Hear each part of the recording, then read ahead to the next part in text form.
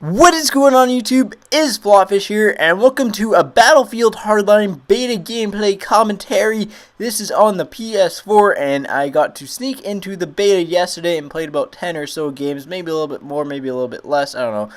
Somewhere's around 10 games or so yesterday, and I guess I'm just going to go over my initial impressions of it for you guys and kind of give you my thoughts, my opinions, and my feelings towards the game. So first off, right when you hop into the game, it has that Battlefield feel to it. It plays like Battlefield 4. It's very, for a beta game, it's very polished. In fact, it almost feels like you're playing DLC for Battlefield 4. But I mean, it's very smooth. It runs well. It looks good. The shooting mechanics feel good. Everything just feels good about the game. It honestly doesn't feel like a beta at all, which is probably a good thing because there's not any like really funny things going on here, like head stretching 50 miles across the map or something like that. But again, that's just first initial impressions right when you hop into the game. And actually, as you play the game, you'll notice it plays very similar to Battlefield. That's, again, why it's called Battlefield Hardline. I know a lot of people were kind of saying that it could be DLC or it could be its own game, but I think it's appropriate to label it Battlefield Hardline because, again, looks and feels so similar to the game, and it's definitely different enough from Battlefield.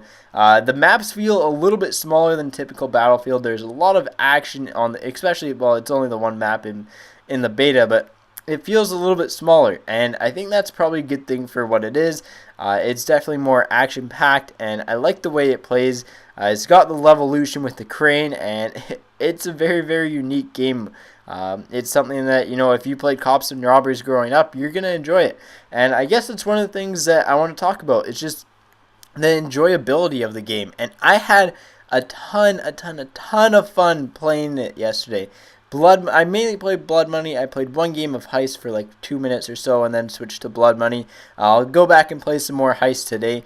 But it's unique. It's something that I wasn't expecting, and for a first-person shooter, it's definitely a really good breath of fresh air.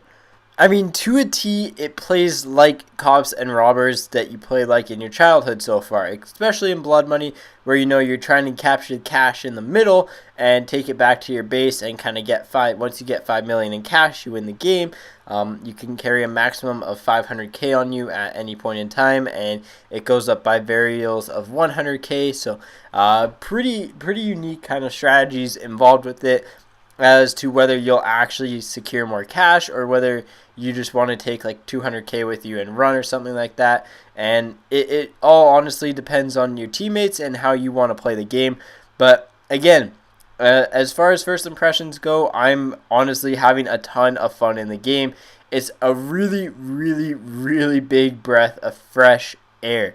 And I've said that before in this, and I'm going to stress that because it's not your traditional first-person shooter. And again, the main reason why I'm saying it's so unique is because of the game modes that are probably going to be involved with it. I mean, just Blood Money and Heist alone, there are two game modes that are so unique to first-person shooters that, hey, I'm actually kind of excited for it because, again, it's different. It's kind of like Titanfall.